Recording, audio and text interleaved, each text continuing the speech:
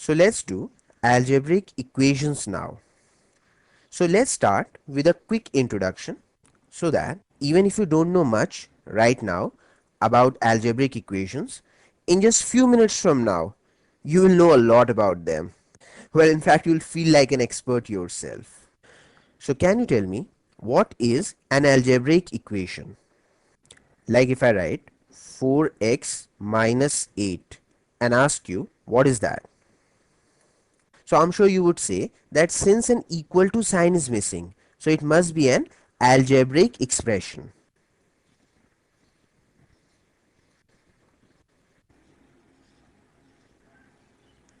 But then if I put it equal to something, let's say if I put it equal to 0, then it becomes an algebraic equation.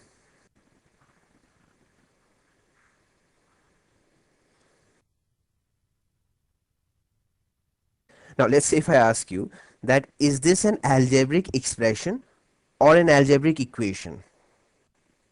So I'm sure that you would say that since its tail is missing, so it must be an algebraic expression. Look at that expression on its face. To make it into an algebraic equation, we just have to.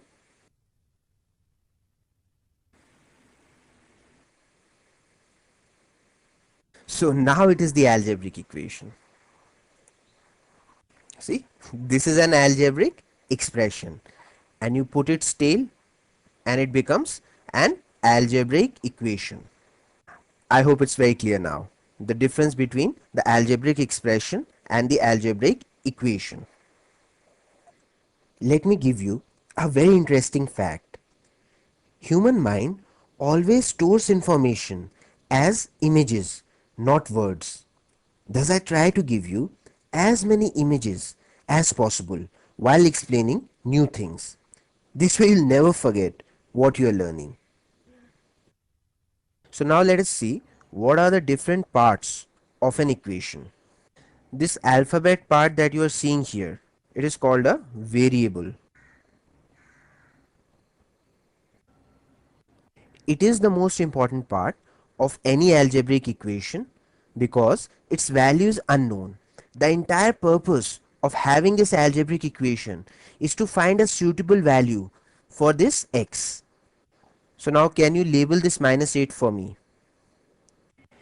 It is called a constant. Now as you can imagine, it is called a constant because it has a fixed value. See, this 8 will remain an 8 come what may. It cannot become 5, it cannot become 6 or take any other value. It will remain constant.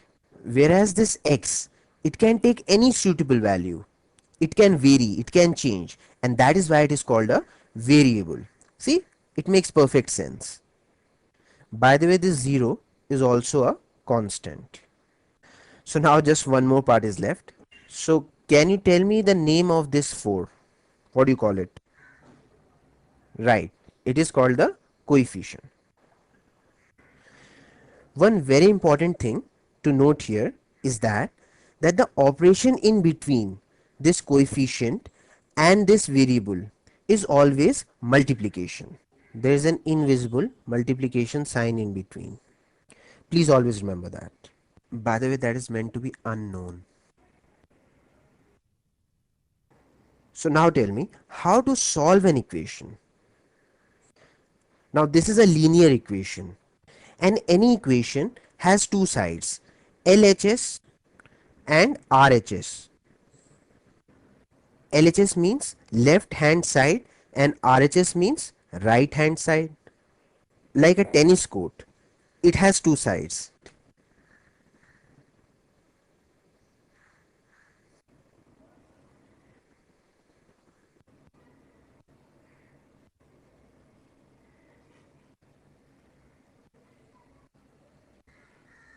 See, the left hand side and the right hand side. So basically all the variables, they live on one side and all the constants and the coefficients, they live on the other side. Like this side belongs to only the variables and on the other side all the constants and coefficients live. See, such an interesting match is going on with Roger Federer on one side and Rafael Nadal and Maria Sharapova on the other. So let's find out who's going to win. Now here you can see that all the players, they are standing on one side. So we have to take this thing to the other side, that is this constant, as well as this coefficient to the other side, and we are done. In every game there are some rules to be followed. So let's find out what are the rules of this game, the mathematical lawn tennis. Rule number 1 is, when the side is changed, the sign of the operation with respect to the variable also changes.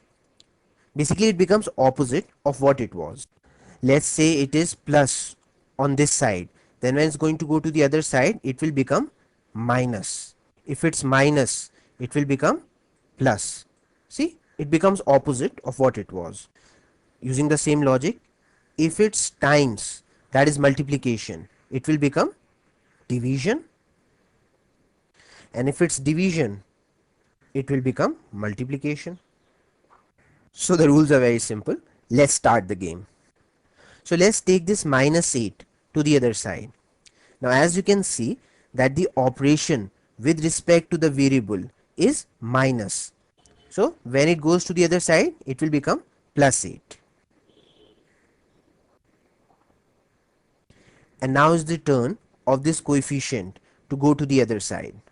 Now since this 4 is being times with this x, so when it goes to the other side it will get divided. So we simply put x equal to 8 over 4. Since 4 2 times is 8, this means x equal to 2, and this equation is solved. And with that the game is over. So can you tell me what are the different types of equations? Like if you are trying to classify them on the basis of the highest power of variable, then it can be a linear equation. Let me give you an example. This is the same equation we solved few moments back, and here you can see that the highest power of x is 1. So any equation which has the highest power of variable as 1 will be called the linear equation. So I'm sure now you can easily guess what quadratic equations are. Any equation which has the highest power of the variable as 2 will be a quadratic equation. Let me put down an example for you. So as you can see that the highest power of variable is 2, though there is another x which has 1 as the power, but we are not concerned with that. We are just concerned with the highest power of variable. So obviously 2 is the higher power. Then the third type would be a cubic equation, and I'm sure by now you must have guessed it, that here the highest power must be cube, that is 3.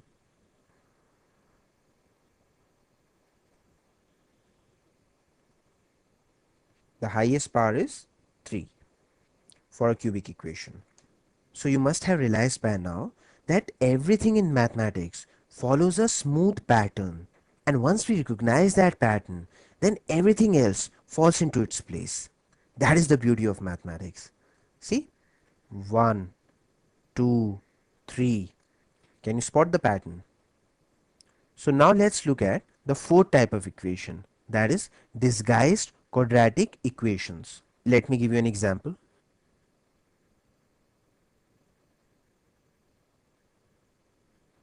You'll be really surprised to know that even this equation is a quadratic equation, but it is disguised or hidden. You can say that it is working undercover, like James Bond. And the name of this disguised quadratic equation is biquadratic equation.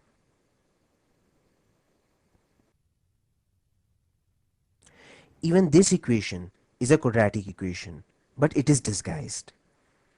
And this particular type is called trigonometric quadratic equations.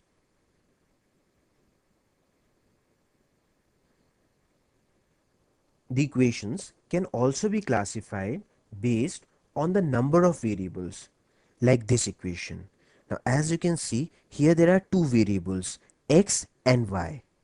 So in order to solve this equation, we need at least one more equation in x and y, like this. Now we can easily find the values of x and y. And that is why these equations are also called system of equation.